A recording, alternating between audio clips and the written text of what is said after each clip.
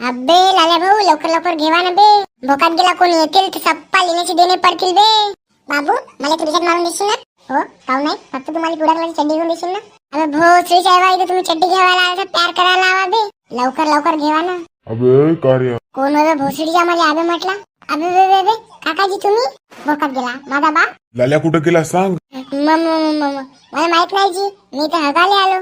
भोसडीच्या बिना पाण्यानं कोण हकते बे? काकाजी मी या पाण्याने आपली डोंगर पुसलो असतो.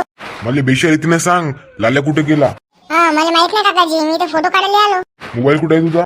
घरी आहे. तू बेशर्तीने सांगते का लाल्या कुठं आहे का मारू त्या कपडावर गोटा फेकून.